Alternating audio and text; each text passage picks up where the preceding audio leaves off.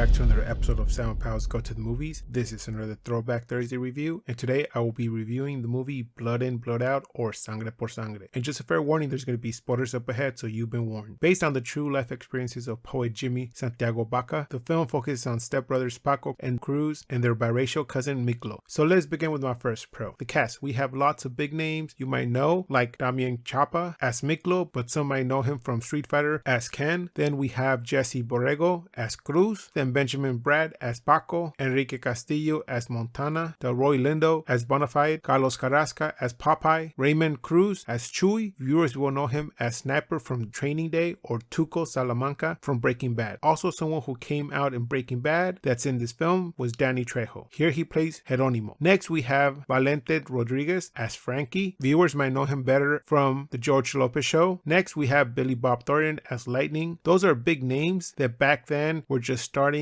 to make it big, so this makes the movie stand out more in my eyes now that I rewatch it. Next pro, the things they did behind the scenes. For example, the person who played the warrant from San Quentin was Dan Velasquez, but don't bother looking up other movies that he's been in because this is the only one he did, because in real life he was a real warden at San Quentin while they were filming the movie. The director, he asked him if he wanted to be in the movie just to give it a more realistic view, just like how they filmed inside the real San Quentin with the real life inmates as extras and just a handful of actors, as well as when they filmed in East LA, just the same thing as Training Day. They needed to ask for permission and protection from the actual gangs in the city. Some say that it was because the director Taylor Hackford was a white guy, but he made the movie La Bamba back in '87, and he is really fascinated with the culture, the Chicano culture that is, even so that he got Adan Hernandez to paint all the art that was used in the film that you see Cruz painting. He even comes out in the scene in the gallery as the driver of the car that pulls up. Adan was a famous Chicano artist and he passed away in 2021, but to many fans he was the real Cruzito in real life. His family still has his Etsy store online open if you want to buy a print or two from the actual movie, so go check it out if you have time. So for these and other reasons, this movie gets a street credit from me, because how many other films will go so deep into the roles that they are even in danger sometimes. But here's another trivia fact. Damian Chapa, Benjamin Brad, and Jesse Borrego, the three actors who played Miklo, Paco, and Cruzito, spent 3 months living with real gang members and getting mentally prepared for the role. Next pro is the story. It was based on Jimmy Santiago Baca's life, but with Taylor Hackford, they made the script, so one can say that all three characters, Miklo, Cruz, and Paco, are all Jimmy Santiago Baca, but at different stages of his life. So most of the parts in the film are based on real life situations or things, like the prison gangs, La Onda. It's based on the real Mexican mafia that operates from many jails. Same goes for the BGA and also the AV gang. Many writers make up their stuff for scripts, but for this movie, the director wanted it to be realistic, so he wanted real places, real stories. It was so raw that they actually filmed inside the prison. And like I said, how many directors can say that? Not many. Next pro, the film. You either see it as a whole story or you see it as three individuals who started as a family bound by blood and then they went their separate paths, all due to the fact that they could not deal with their own demons. For example, Paco, he was too proud to forgive himself for Miklo going to jail, and Cruzito was slowly poisoning himself at first for his pain from his injury that he suffered, but later because he didn't have his family and his loss for his small brother that died due to the overdose. And then you have Miklo, who hates himself because of his skin color. He feels that he doesn't fit in 100% with the white people and he doesn't fit with the Latino community. So in a way, he's always trying to find acceptance, and at the end, he finds it by gaining power and respect by any means in jail. In the end, we see Cruz and Paco letting go of what they've been holding back and just remember how they were just some vato locos and bound by more than just blood. They were actually family. So like I said, you will either like this film because you feel it represents you or parts of it relate to you, or you want to know more about the culture that it represents. And now on to my cons. The runtime of 3 hours seems pretty long. I could see this film as a two-parter because there is clearly a break in the middle of the movie when Miklo is shot by Paco. So for me, that was perfect end for part 1, or simply the end of the movie. But it kept going. So can I see this film benefit from a TV series? Well, no, because this film is beloved by so many Hispanics and people around the world that they would never give the blessing, like when Damian Chapa made his uncanon sequel Vatos Locos Narcos, yeah, everybody came together just like the Onda and just decided not to let it in the gang. So would I want the film to be a two-parter? The answer is no. Do I find the 3 hours long? Yes, but just because I